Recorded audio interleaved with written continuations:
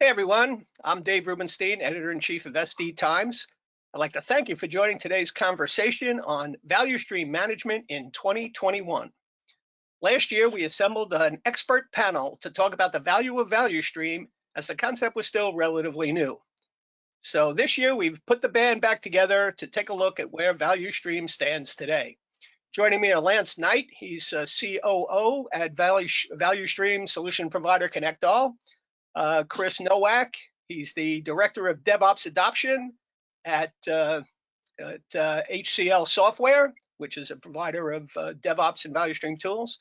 And also Eric Robertson, Vice President of Product Management at low-code provider Onnit. How you guys doing? Great. Great. How are you, Dave? Glad to have you with us. So before we dive in, I just want to let our attendees know that we're going to be recording today's session. It'll be available tomorrow on demand for playback for their heart's content. And secondly, that we'll be taking questions throughout the conversation. So at any point, just go to the questions tab on the control panel, type in your question, and we'll get to as many as we can. All right, so let's get started, fellas. Lance, let me kick it off with you. How would you say the industry did last year in value stream management in terms of getting people educated on the subject and perhaps uptake in the concept and using the tools for value stream management? So actually, I think that from an education and awareness perspective, the industry did actually pretty well. You know, from another Forrester wave to being a Gartner market guide. I know I've done tons of webinars all year long. Chris one time called me a value stream rock star somewhere, being all over the place, he's picking on me. But the truth is, I think we did a lot of things to make everybody aware of the value of what you can do with a value stream management program. I think there's still a long way to go, and we'll talk about that during this webinar, but we really did get a lot done last year to educate everybody about value stream management and how to use it. Great. All right, let's kind of throw it around a little bit. Chris, maybe you take this up. So there has been this uptake in education, whatever, but I know that, in conversations that we've had with people, they're kind of struggling with, where do you get started? The concepts sound great, but how do I even get started doing this kind of thing? So what do you tell them? Yeah, I don't know, Dave. It's kind of like it's always been, right? It's always a little bit complex, and so you look for a place where you can analyze it well, or get your arms around the problem, and then start there. And start small, right? It's like all problems. Don't try to boil the ocean. Just start with something manageable. Make sure you actually understand what you're trying to solve. And when you talk about value stream, I think it does get a little bit complicated because value stream crosses all of the disciplines. And so you might, if you're a development team, you might say, I want to maybe focus here. And so get your arms around that. If you're an ops team, value stream is part of that too. You do the same thing. So, I don't think there's a single answer other than just a good approach to problem solving like people have always done, and just stay grounded. Mm-hmm. Anybody want to add to that? Yeah, I totally agree with Chris there. I think they're still struggling around integrating their tool chain together. Mm-hmm. And really, the biggest one that I heard from them is really kind of integrating their planning tools with other systems, right? And if you really don't have that linkage, then it's hard to be able to track that value and link it back to value and connect it back to value if you can basically integrate into the system, the core system, where that values actually start defining and formed. Mm-hmm. So I think that is one big barrier that I see right now. That I'm a little bit surprised that it's there, but it's I'm still hearing that from customers. I got to agree with that. It's the DevOps tool chain that's doing pretty well and connected, but the whole sense of tying that to purpose and being outcome driven is still lacking. Hooking it up to OKRs or to your financial systems, right? And it's really interesting. When we were doing the prep call, Chris, I was very specific on one of the speaking slots I'm working on. That is value trumps flow. Yeah. In the lean decision making filter, value trumps flow. but we spent a lot of time on improving flow in our DevOps perspective, but not enough time making sure what we're doing is really valuable yet. That's right. And I think that's one of the things that I'm going to be talking about a lot this year on that particular topic. So it's interesting, right? I need to know, is what I'm doing going to get me the outcomes I want?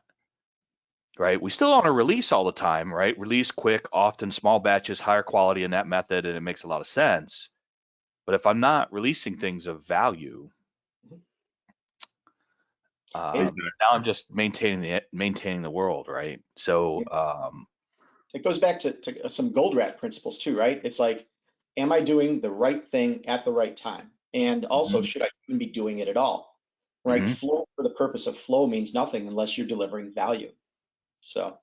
Right. I'm hearing that they have clear visibility into what's being released, but it's hard to draw the connection to the value created because, like Lance mentioned, because the OKRs and the value pieces live in different systems. Sorry, just to kind of pick on that a little bit more, but I think we have the center, right? We know how to do the center, we know how to do CI, CD, and we started doing this. And we got to the point where we're trying to figure out the edges and beyond the work item tracking, but into connecting to the business, like you guys are saying, right? What's the requirement? What's the planning? What's the business alignment, right? What's that? And then going the other way, right? Just because we released the code to prod, that's just the start of the journey. Are they even happy using it? Did we satisfy them? So all of that monitoring and, the happiness of the customer, I think that's kind of where we are. We're trying to figure out, well, we already know how to do the middle stuff. How do we get to the edges where it matters? And did I need to do that? Yeah. Did I even need that capability? Did that even make sense to me? Did I put through? So one of the ones I get caught up on with is this whole sense of technical debt, right? Do I need to improve my technical debt? Maybe. If it's a security problem. Yeah, especially if that impedes or impacts my ability to deliver new value to the customer. But you're not. But my point is that you're not looking at technical debt in the right way, in the right lenses. Exactly. I agree. So years ago, and I have a little story around that. Years ago, in 2000, if you all remember, there was this big thing, right? 2000, everybody needed new systems. And somebody came to me and said, "Do I need a new system for shop floor management?" And I was consulting at the time, and it was a green screen system. And it was, full of technical debt, right? It was based on Fox Pro. Anybody old enough to know Fox Pro? No idea what you're talking Visual about. Fox Pro? Visual Fox Pro, right? Fox and Pro. and it wasn't going to be impacted by Y2K at all. And they're like, "Well, we need to do a whole new system." I'm like, "Why?" "Well, it's technical debt." It's still going to work the day after. It's going to work on January 1, 2020. I mean, 2001. Right. And it's going to work just as fine. And anything I can create. So it didn't make any sense. It brought no new value to the organization to change that. It's always a risk profile, right? What's the value and what's the risk? It's funny. I was actually talking to somebody on my team before this call, and we were talking about like what kinds of testing matter more. And we kept going back to performance and security. It's kind of the same thing, right? If you screw up your performance or your security, it's a big problem. If you screw up a web UI, it's not that bad, right? It's how big is the blast radius? And I think the same thing applies here, right? Exactly. And that's why having that insight to be able to understand that customer experience and to understand and be able to manage and defend what was released is critical as far as getting that feedback into that strategy planning session.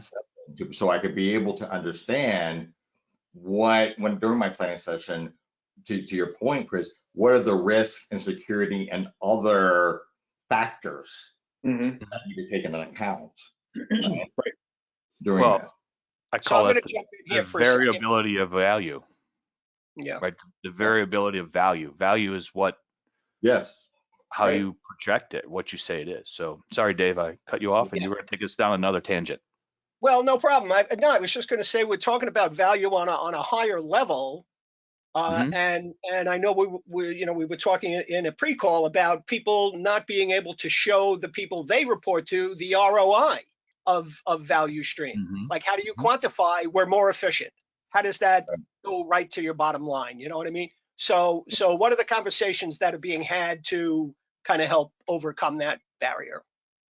Well, it's an interesting word too, efficient, right? I'm more efficient at delivering code. I'm more efficient in my DevOps pipeline. But does greater efficiency help me get my outcome Right. and drive value? Right. I have this discussion with people in sales too. Mhm. Well, I'm very efficient the way I get these emails out, and I get it done and I'm done. And I'm like, but does that efficiency that you put together help you achieve your outcome? Mhm. So it's Mhm. really, that word efficiency is very interesting to me when I hear it of I could be the most efficient at doing something, but that doesn't mean I'm delivering value or getting my outcome. Yeah, efficiency is one of those words that scare me without context, right? Right. Yeah, and one of the things that we've been looking at is how do we calculate or try to measure or capture that value, right? Mhm. And one of the metrics that, or I guess frameworks that we're utilizing, and I've seen others using. I'd love to get you guys' opinion of it. Is cost of delay. So I don't know if you guys, yeah, I'm sure you guys are familiar with that, and Yeah. it's interesting because what it does is try to put multiple dimensions on value, right? Kind of like what we're talking about, right? Not just kind of business value, but it takes into account maybe does this help with churn? Does it take into account of the technical debt? Does it take into account of risk and other factors? So I'm curious to get you guys' opinion on what you've seen out there with your customer base. Well, wait state, Chris, I remember going through a whole thing with you on wait states and wait times and cost of the wait state and delay. Mhm. And absolutely, that's a good metric on a higher level of, how long does it take me to get something to market, or how long does it take for me to wait for that? I mean, I think we all get hit with that one as I'm waiting for a new patch from engineering for our sales engineering team to get out to show customers this fancy new widget we have, right? And what's the cost of each day that doesn't come on and it doesn't happen, or some new capability that a Mhm. customer is waiting for? What's the cost of that time and wait? I think we all get caught of that Yeah. in our software companies. And I think Chris would know better than I, but I also think at large financial institutions, insurance companies, there's a cost of waiting for that Mhm. security patch. Or anything, a credit card campaign, right? So, Mhm. I guess a couple things there, Eric. One of the things I think about cost of delay, I think it's probably the most underrated metric there is, right? And I'm not going to certainly Mhm. fight Don Reinertson on it, right? He said if you measure one thing, measure the cost of delay. And it's interesting because if you do that, it encompasses other things. So like you have a Doric metric of lead time, cycle time. Well, Yep. those are in a way they're sort of dimensionless, right? The minute Mhm. when you say cost of delay, you've added the dollar sign to what does it mean to waste time? And that now you're talking business numbers, right? And so I Yep. think if we could Exactly. take it up and start to quantify beyond, well, who cares if the cycle, so what if it's slow or fast? Does it matter? I don't know. Well, what's the cost, right? Now we're talking. And Yeah. to your point, Lance, right? I used to tell the story all the time when I worked in the banks was if for whatever reason, they have a credit card campaign, a bank, right? And they want to beat the other bank on a credit card campaign or, any kind of consumer thing. There is a cost, right? The software is perishable on the shelf or the campaign is perishable. If we don't beat the other company out there, we've Right. just lost that first mover advantage for that campaign. The business is now behind, and maybe it was a transient market opportunity. It's gone.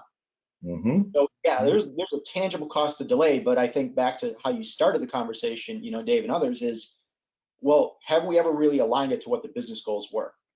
Right? Right. Are we pumping out software in a vacuum, or do we understand that if we don't do this in 3 months because we promised the business this, they just Yep. lost potential market op of who knows, right? $20 million. Well, that Exactly. brings us all the way back to value trumps flow, Yeah. Yeah. right? Yeah. So, it's an interesting thing. It really is, as we look at it being more efficient, but have maybe the thoughts of losing the value of what we're trying to do. Mhm. It's easy to do that, right? We get caught up in it and we're like, oh, this is cool. We're going to do this. But, pick your head up once in a while and say, we're moving fast, but is it the right direction? Yeah, Right. if it doesn't map back to the business and their needs and outcomes that you're trying to drive to, it doesn't matter. That's right. So I'm going to jump in here. We have a question from one of our attendees named Steve, who wants to know what is working to shift mindsets towards value stream thinking. Let any of you jump in first. I wish we knew. You That's know, not a- I'll start, I guess. I don't think it's any one thing. Every business has a little bit of a different need, right? So it's really, in some ways, Steve, it's kind of just a conversation with the customer to understand, again, what is their business need? And then from there, maybe you can start to have the conversation about, well, where do we look at in the value stream to help you achieve that goal? It's kind of consultative to start. At least that's my thought. For me, at the company and what I've been dealing with some customers, and I think Lance mentioned this, is the OKR. I think that notion of the objectives and being able to not only define these objectives, but make sure you're able to measure those objectives based upon key results is quickly becoming a way to, I'm able to roll that out not only at the team levels, but now I'm starting to see how I can start rolling this out at the organizational levels as well. Right. And that is one way I'm able to start connecting everybody, herding the cats, as they say, toward what is the outcome that we're all trying to achieve and driving to. And when you do that, then the notion of introducing the value and value streams becomes a little easier. In fact, that's how I introduced it at my company, is I didn't start off saying value streams. I kind of really started off, to your point, Chris, around what is it I'm trying to achieve here? What is the company trying to achieve? Where do they want to go? And how do we get there, right? What are the necessary activities, processes, initiatives that we need to all align to in order to achieve those objectives and goals? I'm going to take this in a little bit of a different angle, and I think one of the ways is awareness of the thought of using value stream thinking, right? And value stream. So the awareness isn't there yet. There hasn't been any like, I can go get trained here and do value stream thinking and the awareness of what that can do for my organization. You know, there's very few consulting companies that do value stream stuff, except for Steve's. And next time you can join us if you want. But really, it's that getting the awareness out there of what it can do for your organizations. I think really having sessions like this where people are paying attention, educating the market in the field on it, getting our articles out there about how to think about it in a value stream and doing it. Most speaking slots I do about lean and systems thinking and value stream stuff. So I think it's our work to try to boost that up that we're doing to make that happen. There's no like one central thing. Like the Agile Manifesto came out and then everybody was doing Agile or had Agile thinking. We're still immature in the market where people don't totally get that. So I think having the wave come out, having all those other things happen, I think is really building a momentum on this. And I think it'll help all of us as we're trying to help organizations develop software quicker, better, faster. That's where I think value stream management over the last year has failed. We have really still, and Chris and I have talks about this, and I've talked to you about it, we have still really focused on how cool is my value stream management tool, right? I have an awesome, ConnectAll as a great value stream management solution. But if you don't know how to use it and you're not thinking in value streams, then you're just integrating stuff. Yeah. Sorry. Right. All right, so you started a manifesto right there. You have value trumps flow. You have mindset over tools. I'll book us a room in Utah. We can get together and write some stuff There you down. go. Right. I think I put this in one of your articles, Dave, recently. I got a shiny new Tesla in the driveway called, my value stream management product. I don't have a driver's license. What good does it do me? Right. Right. Right. And I think that's where we didn't really take off last year with value stream management. And ConnectAll is dedicated to do a lot this year on that particular plane. Right. Yeah, I think part of it too is like we keep speaking of value stream in the singular. And what I saw early last year was, like, well, what's my value stream? I go, you don't have a value stream. You have many value streams, right?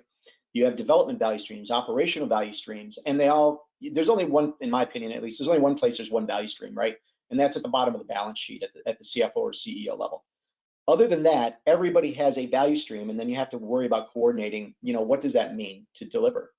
And so once you get people out of that mindset, they're like, oh, right, okay, here's my UX stuff. It needs to feed into this, and just kind of break that up, which I guess goes back to the other part of my point would be people, just like in DevOps, value stream, they're still thinking organizationally. Well, I'm over here, I'm dev, and I'm ops, and I'm security.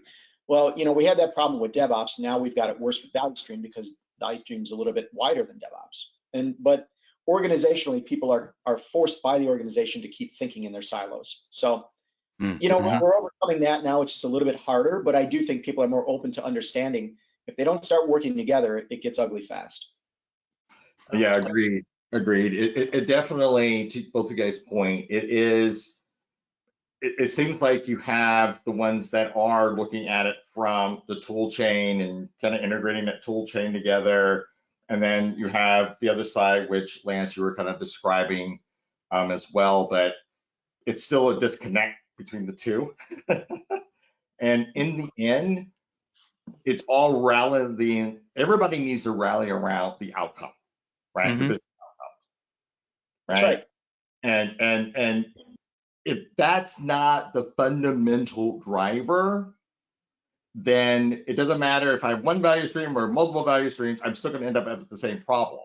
Because if those value streams are in place, I'm measuring, if they are not connected to outcomes and we're all aligned to that, it doesn't matter. So technically I could be integrated organizationally with my people, we could be working together, communicating, but if we're not communicating to a common goal or outcome, this is outcome overall, it doesn't matter. They'll fall apart. So Eric, I think that brings us to, maybe at least what I think value stream really is, right? It's really about organizational leadership. It's about people rallying around it at the right level. So we all know every group is going to be incentivized differently, and that's okay, right? Everybody has a different priority. But at a certain organizational level, somebody has to set a priority and say, the visibility and priority. This is what we're doing as an organization. Here's how you line up.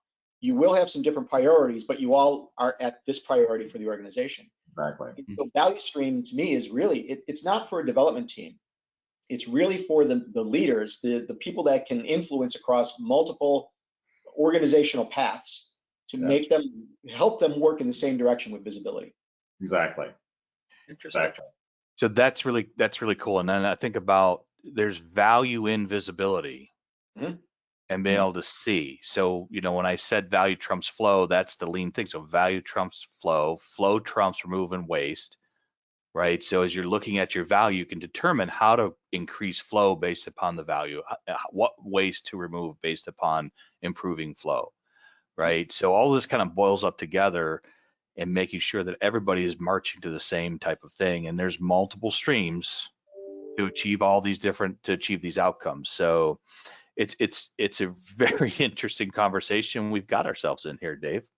Yeah, absolutely. I know Chris was talking about visibility the other day when we were chatting, saying that without it, you don't know what direction to pivot to and what to actually take on and things like that. But we have a question from one of our attendees. His name is William, who is curious to know what are the different types of value and how are these measured? What kind of metrics are we looking at?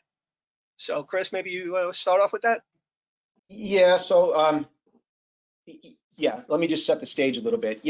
When I think about value stream, at least I think in 3 levels. There's a team level value stream, which is okay, right? But it is also a localized thing, and you have to be careful with that. Then you have across a couple of teams, and that's okay. You might be maybe, for example, a development manager who has a development team and the testing team. You have to make sure they're coordinating. And then there's the 3rd level, which is, I don't want to say it's an executive level, but it's now you're thinking organizationally, right? It could be a project manager, some kind of a transformation leader, maybe a transformation consultant. So there's those multiple levels. And I think you need to look at it, from that perspective when you think about where do you focus on what you're doing? And so the visibility itself will come from how do you create the visibility across all of those layers, again, so people can really understand how they're working. I don't know if that helps, but it's kind of how I think about the visibility and the layers. So last year I did a webinar that described those exact tiers. And so value exists at each of those tiers. And bringing value is all about up and down that, right? So there's the business value, which is kind of like the portfolio tier. Am I bringing the right products to market? Is what we're working on relevant, right? And then there's development value in improving flow and being more efficient and looking at that. And then of course that goes down to the let's say the operational tier of delivering things. But all of that really, this is a bold statement, is trumped by the portfolio value, by the business outcome value. Right? It all has to kind of boil together as well. And those, what we've kind of figured out on this value metrics thing is value is different at each organization. The metrics you look at value is different. Some industries, it may be more valuable to be ultra secure, and that is the value they want. Other industries, it might be more valuable to have a great user experience and adoption. So you have to look at your organization to really define those value metrics that are important to you. Some organizations, it may be more important to be cost reductive. Some organizations, the value is getting more things out there to grow your business. It's a moving target, the value, and your leadership team needs to define those things.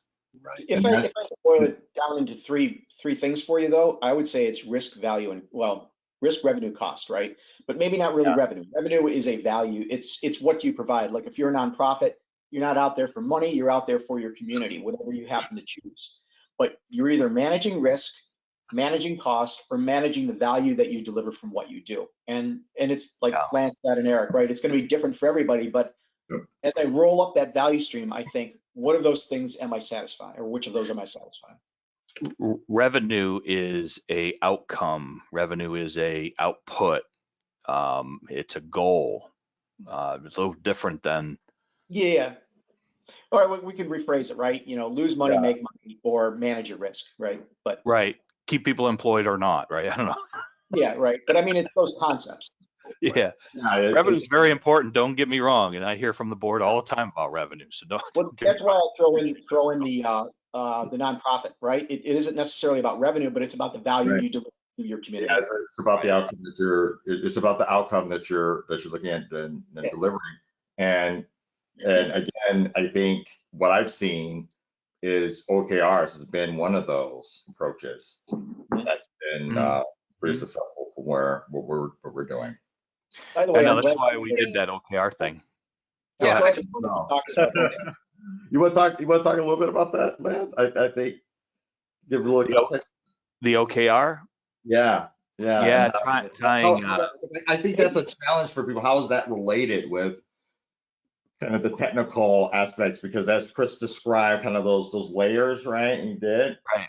How does that kind of connect it together? And I think uniquely what you did with the OKRs there. Why don't you explain what OKR means, right? Because I didn't know about it until a couple of years ago, and we just used OKR 5 times, right? So yeah. So Lance, you want to, or I could take it on really at a high level. So it's outcomes, key objectives, and results. So from a technical perspective, I'm defining an outcome. That outcome, to achieve it, needs certain capabilities. That could be human capabilities, and there's been talk around this with capability metrics. That could be all these things. So let's boil it down of I want to create a whole new business in this market, and I want this much revenue and so on. What are the key results and things I want to track, and what do I have to do? So in order to do that, that boils down into software delivery, into your portfolio and so on. So to achieve this outcome, I need all these capabilities. And those then boil up to outcomes, key objectives and measured results. So as I'm moving forward, what am I getting the results back? Mhm. So From the IT level, though, let me just ask you great this. putting me on the spot for that, Eric, though. Oh, no, you did fantastic there. The only thing I would add on there is typically at a higher level, I think strategic intent, and there's a great, folks can Google it, it's a Harvard Business Review article around it, and they really talk about why that's critical and important. But essentially, it answers the question, what does the organization strive or stand for, right? Where is it that they're trying to go? And it encompasses vision, mission, your business models, and your goals and objectives, which is where I think the OKRs and your definitions start coming into play there. And Right. I think that is a very critical strategic management process that when introduced at that level, it really starts, at least when it was introduced at companies that I've been at, it really starts, and it goes back to Chris's point, it starts having at that executive level to start really thinking about what do they need to do as far as being able to achieve as a company, as an organization, and start rallying around the company and the other parts of the organization around that. Okay. So we just went through an OKR. I have the last question here on metrics, and then we'll move on to another topic. But just looking at it from the IT level, you know, they talk about things like the Doric Metrics and wait times and MTTR and all of these types of things. Are those the only metrics that people who are actually building the product to get out the door need to be looking at, or are those the key ones that they should be keeping in mind? You know, Doric metrics are tried and true, and they've got what, 22,000 data points or more behind them, 6,000 companies. You know, I think they're, in some ways, they're kind of the gold standard of what you should look at. And if you only had to pick 3 or 4 out of the box, I would say look at those first. But it kind of goes back to context too. You know, sometimes they're at a much higher level than what you need to do some diagnosis. That's okay. That's how they designed it. You know, I've had conversations with the Dora folks. They had to look at, you know, certain ways of why they're doing some of that. So they are some high levels. But if you need to dig into something, you might need a little bit more. Like if you have a very big security focus, you're going to do more than just the top level Doras. But, you know, don't ignore them. I would say they're very, very important. That's where you start, would be my opinion. Great. Okay. So moving on to another topic. Obviously, COVID is on everybody's mind, and people have been working from home.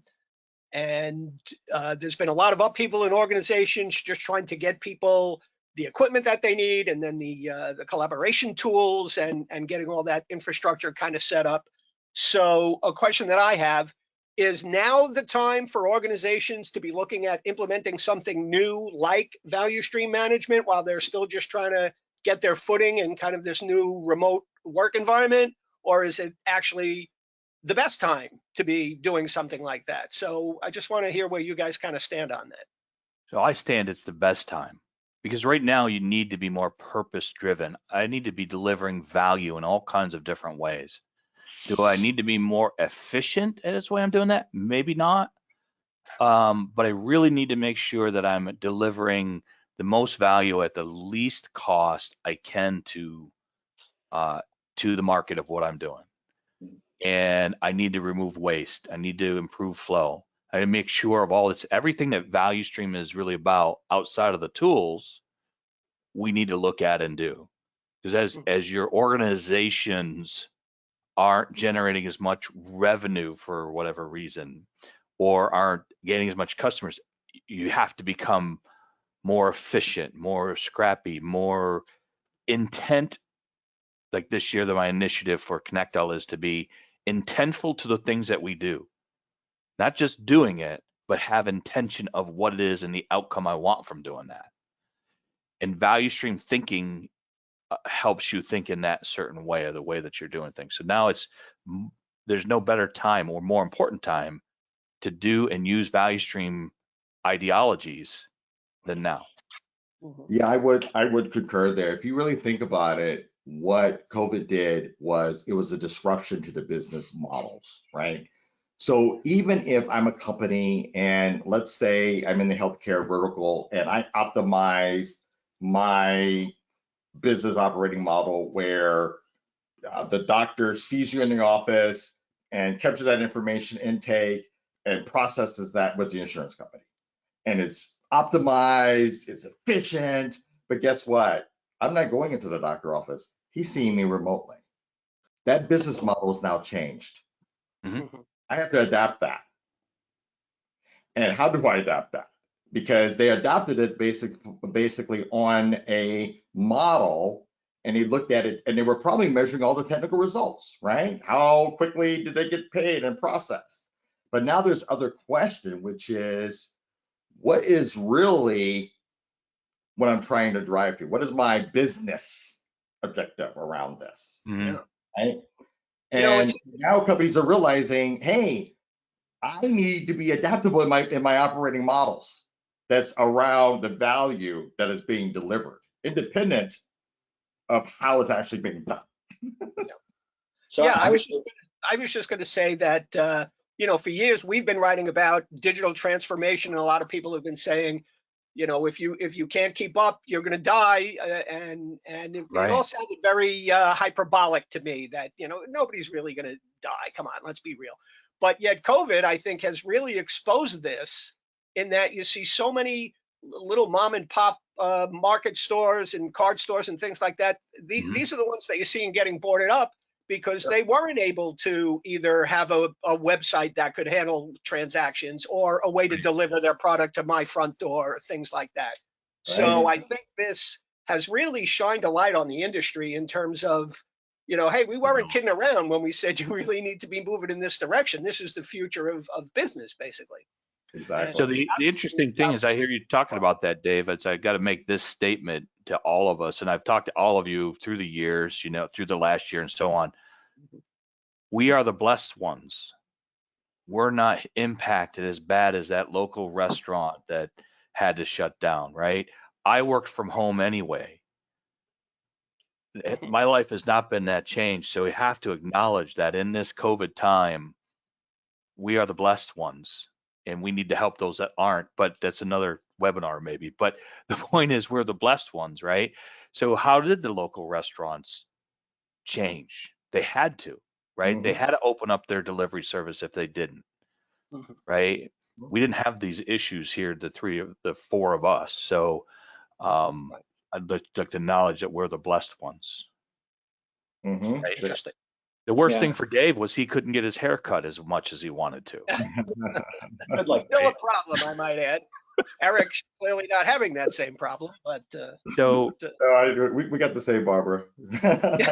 So it just accentuates the fact that value stream is really important right now to help all organizations be more efficient, like Eric was saying. Exactly. Absolutely. All right, so let me throw this out there, to you guys as we've been kind of moving along here. So where does value stream management go this year? I know last year the emphasis was on a lot of education and things of that nature. What do we need to see in 2021 and even beyond of where we need to focus now? Wow, I'll start off with this because I want to definitely put this question to Chris and to the rest of the group here. Is especially Lance because he has pretty much a tool set platform.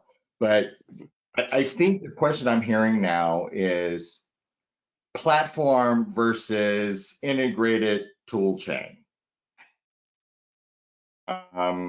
Is it do I look for a platform that kind of encompasses the strategy, planning, coding, and downstream these control points, or do I have kind of a best of breed, and then I'm able to have full rapidly build out well integrated pipelines? Do I start looking at cloud service providers that are building out their own offerings and just go ahead and swap over? Which of these emerging control points that are increasingly critical for customers looking to build out a cohesive solution? So I'm curious from Chris's and Lance's viewpoint on that. Well, I think, as I look back over what I've seen for 15 or 20 years, it shifts, right? And it started out with, early in the DevOps days, you kind of had a platform or a couple of tools, so it looked like a platform. And then from there, you started to get into some real platforms like, you get the PaaS stuff and all of that came in. And then, with the advent of open source, everything kind of decentralized, and every organization has 300 tools, 5 of which do the same thing at any given time. What I am, it seems like not everybody, but what it does seem is people are starting to ask that question, Eric. It's like, I don't necessarily want this like a platform, without naming any platform company names, but what I'm looking for is something that works better together. So maybe a couple of best of breed things that are almost like a platform. I think folks are starting to go that way. But to go back to answer the question, a consultant's answer, it's always going to depend on what that company is doing, because people are behaving around the tools they have. They've made investments, whether they've developed it themselves or they've just learned and bought things or open sourced. So there are investments there. There's always a cost to migrating, even if the tool is free, right? And so it's always a question of where I want to go is whatever I do, whether that's a platform or individual tools, is it going to make me significantly better than where I am today? Kind of goes back to the risk conversation, right? Or the cost. Is it worth doing it even if there's a little tax that I pay today? So I don't know that there's a specific answer other than, you should really be as an organization, look at what you're doing today. What's the cost? Is it okay to live with, or do you really need to do something different? Which ties back into the prior conversation about, do you want to start disrupting yourself before somebody else does it to you? Right. So I'm going to answer this the way I think you're going to agree to, Eric, because we've talked about something similar like this in the past. I think so. And Gartner defined this stuff for us to help us out a little bit, right? There's value stream management solutions, and then there's value stream management platforms. The platforms are about connecting the tool chains and doing all that stuff, which that's connect all, right? And managing flow through all of that. And then you've got the solutions. The solutions are one where everything kind of happens within that one tool set. Now, I believe any value stream management solution has to have a value stream management platform in it because there's been a tooling explosion, right? And you just came from a company that had a value stream management solution, and it had a platform that it also offered. Yep. So I think that's really kind of the answer. You're going to need both, right? You still need the stuff to do your iterations, your planning, your task management, all of that. That's happening in all kinds of tools. But one tool has to be the center, and you need a platform to make all that work together to get to make sure that you're delivering value. Yeah, I 100% agree with it. Right, you're organizing the chaos that's been, sort of the tool spread that you've acquired. Yep. Now, my future prediction for value stream management this year is I still live on this. Value stream management is human. Tools let the humans connect things and be more efficient. We really need to get to educating, helping people understand how to do systems thinking, how to do, like Steve said earlier, how to have a value stream mindset, how to think about it in that way of, the flow of value and all of that. So I think this year really has to educate the humans and people on how to have that. So last year we had this one question on this call: where do I get started? And I reflected on that before we did this one, and I did not have a good answer for that last year. Yeah, that's where we need to go, is helping people there. It's interesting. If you look at the phrase or term value stream management, I think value stream management has really been more about stream management. Yeah. To be perfectly honest. And I think now it needs to really focus on that value piece. That's it. That value stream, right? Yeah. Yeah. I'm going to be saying value trumps flow all year long. And next year I'll come up with another one. But anyway. Yeah, good. All right. Well, that seems to be a great point to wrap up on. So let me thank you guys again for rejoining us this year to look at value stream, and hopefully we'll do it again next year and see what the year actually brought. So as a sponsor, we will. Yeah. Okay. Great. So I want to thank Lance Knight from ConnectAll, Eric Robertson of On It, Chris Nowak from HCL Software. And as always, I'm Dave Rubenstein, editor-in-chief of SD Times. Until we do it again, so long, everyone. Thanks, everybody. Thanks, fellas. Thank you.